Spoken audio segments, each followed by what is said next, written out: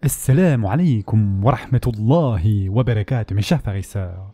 Nous allons voir aujourd'hui, Inch'Allah, le verset 19 de la sourate Yusuf, dans lequel Allah subhanahu wa ta'ala dit « Or vint une caravane, ils envoyèrent leur chercheur d'eau qui fit descendre son seau. Il dit « Bonne nouvelle, voilà un garçon !»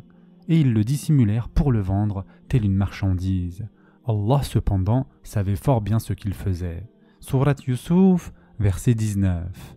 Finalement, mes chers frères et sœurs en islam, vint des voyageurs, c'est-à-dire une caravane, pour puiser de l'eau du puits. Le mot sayyara, employé dans le verset, vient du verbe yesiru, qui signifie voyager. Et il désigne des voyageurs expérimentés, des commerçants itinérants. La caravane s'arrêta donc près du puits. Et ils envoyèrent quoi? Leur porteur d'eau qui fit descendre son seau. Un seul homme donc était chargé d'aller puiser l'eau. Et le fait, mes chers frères et sœurs en islam, qu'il ait dû descendre son propre seau montre que le puits était rudimentaire, car un puits fréquenté et entretenu dispose habituellement d'un système de poulies et d'un seau attaché en permanence. Quand l'homme donc tira son seau et aperçut le jeune garçon, il s'écria « Bonne nouvelle, quelle bonne surprise, voilà un garçon !» Pourquoi une telle joie? Parce qu'à cette époque, où l'esclavage était encore courant, un être humain, surtout un jeune garçon en bonne santé, représentait une marchandise extrêmement précieuse et convoitée. Les membres de la caravane n'avaient aucune intention de chercher les parents de l'enfant pour le ramener chez lui. Leur réaction instinctive fut de le considérer comme une opportunité commerciale. Et c'est pour cela qu'ils le cachèrent comme une marchandise à vendre. C'est-à-dire qu'ils dissimulèrent Yusuf alayhi salam en secret, conscients que ce qu'ils faisaient était mal. Le Coran conclut cette scène par une phrase lourde de sens, mais Allah savait parfaitement ce qu'il faisait. Ces quelques mots rappellent que, même si les hommes peuvent agir dans l'ombre, dissimuler leurs propres fautes ou leur injustice, rien n'échappe à la science d'Allah subhanahu wa ta'ala. Ainsi, la caravane transporta Yusuf alayhi salam en cachette depuis la terre de Palestine jusqu'en Égypte, dissimulé parmi les sacs de marchandises et les biens destinés au commerce. Cette étape marque le début d'un nouveau chapitre dans la vie du jeune prophète, celui de l'épreuve, de la servitude et de la destinée qu'Allah Azza wa Jal allait tracer pour lui. Une destinée pleine de sagesse et de grandeur, mais encore invisible à ce moment-là. Ensuite, dans le verset suivant, Allah subhanahu wa ta'ala dit « Et ils le vendirent à vil prix. Pour quelques dirhams comptés, ils le considéraient comme indésirable. » Sourate Yusuf, verset 20. Ils le vendirent donc pour quelques pièces d'argent seulement, ne cherchant qu'à s'en débarrasser.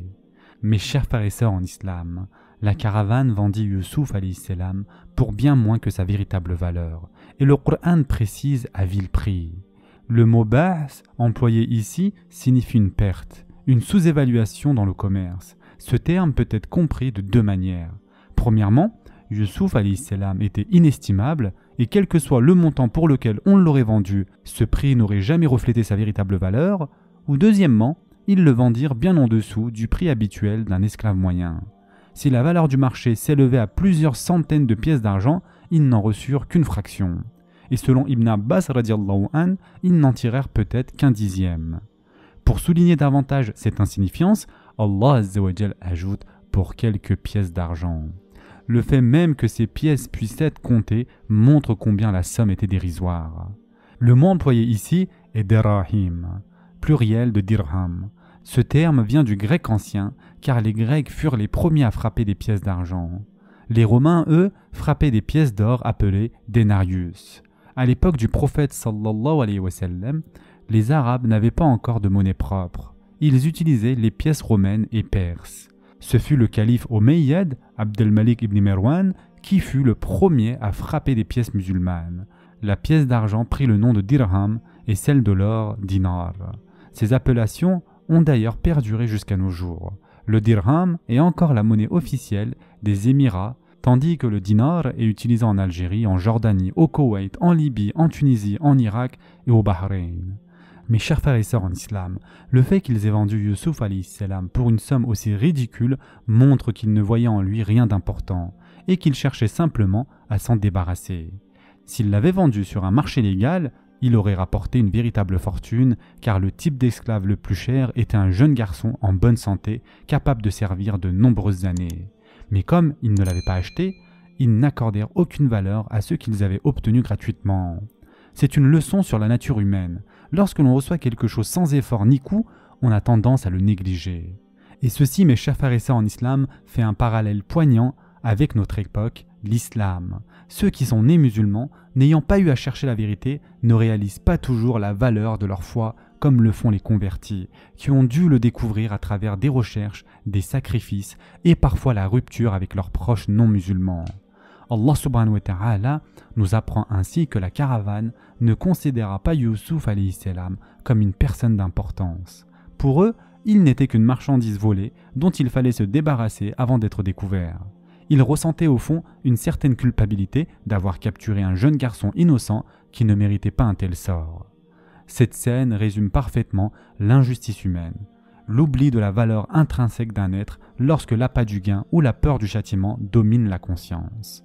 Pourtant, derrière cette vente humiliante, Allah Azza wa Jal préparait l'élévation de Youssouf alayhi salam. Un rappel que la valeur d'une personne ne dépend jamais du regard des hommes, mais du plan d'Allah subhanahu wa ta'ala. Dans le verset suivant, Allah Azza wa Jal dit « Et celui qui l'acheta était de l'Égypte. Il dit à sa femme, accorde-lui une généreuse hospitalité. Il se peut qu'il nous soit utile ou que nous l'adoptions comme notre enfant. Ainsi avons-nous raffermi Youssouf dans le pays et nous lui avons appris l'interprétation des rêves. Et Allah est souverain en son commandement, mais la plupart des gens ne savent pas. » Surat Youssouf, verset 21. Mes chers frères et sœurs en islam, la caravane transporta donc Youssouf alayhi salam à travers la péninsule du Sinaï jusqu'en Égypte.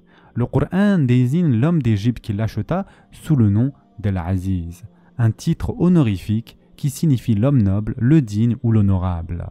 Plus tard dans le récit, Youssouf alayhi salam lui-même portera ce titre de Al-Aziz, ce qui poussa plusieurs savants musulmans à penser que son maître occupait la fonction de ministre des Finances, le même rôle que Youssouf alayhi salam assumera des années plus tard.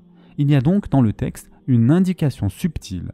Youssouf alayhi salam allait par la volonté d'Allah Azza wa Jal succéder à cet homme, noble ministre, placé juste en dessous du roi. Lorsqu'Al-Aziz vit Youssouf alayhi salam, il dit à sa femme « Prends bien soin de lui », autrement dit, traite-le avec bonté, assure-lui le confort et ne le considère pas comme un simple esclave. Le ministre perçut immédiatement que ce jeune garçon n'était pas ordinaire. Il y avait en lui une lumière, une distinction, quelque chose d'exceptionnel. C'est pourquoi il ajouta « Peut-être nous sera-t-il utile ou bien nous l'adopterons comme un fils ». Les premiers commentateurs, comme Ibn Messoud radiallahu anh, ont cité cet épisode parmi 3 exemples de firasa, c'est-à-dire de perspicacité et d'intuition spirituelle, manifestés donc par des personnes pieuses. Tout d'abord, Al-Aziz, qui reconnut en Youssouf alayhi salam un être spécial dès le premier regard. Deuxièmement, la fille du vieil homme dans l'histoire de Moussa alayhi salam qui dit à son père « Oh mon père, engage-le, le meilleur à engager, c'est celui qui est fort et digne de confiance. » Et troisièmement, Abu Bakr as-Siddiq radiallahu anh, qui sur son lit de mort désigna Omar ibn al-Khattab radiallahu anh comme son successeur, démontrant ainsi sa clairvoyance et sa connaissance du caractère des hommes. Puis Allah Azza wa Jal dit « Ainsi établîmes-nous Youssouf dans le pays. » Si Allah Azza wa Jal l'avait voulu, Youssouf alayhi salam aurait pu tomber dans les mains d'un maître injuste ou cruel. Mais Allah Azza wa Jal, dans sa sagesse infinie, avait un plan bien plus grand. Il fit sortir Youssouf alayhi salam de la profondeur d'un puits isolé pour le placer dans la demeure d'un haut dignitaire égyptien, prélude à son ascension future au cœur même du pouvoir. À travers ces événements, Allah Azza wa Jal était en contrôle total du destin de Youssouf alayhi salam. Aucune trahison, aucune injustice, aucun piège ne pouvait contrarier le plan divin. Allah subhanahu wa ta'ala précise ensuite la raison de cette épreuve, afin de lui enseigner l'interprétation des songes, ou l'interprétation des rêves.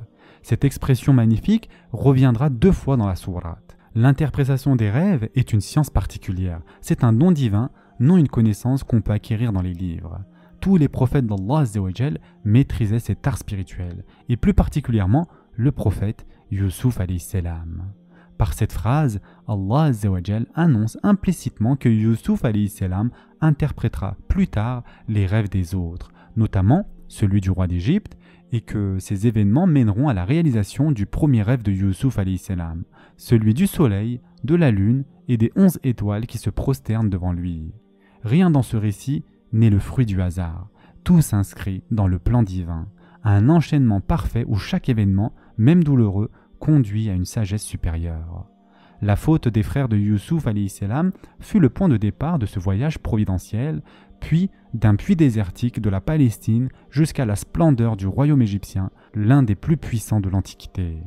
Allah Azza wa Jal conclut « La volonté d'Allah s'accomplit toujours, mais la plupart des gens ne le savent pas. » Ce verset rappelle un principe fondamental de la foi, le tawakkul, c'est-à-dire la confiance absolue en Allah Azza wa Jal.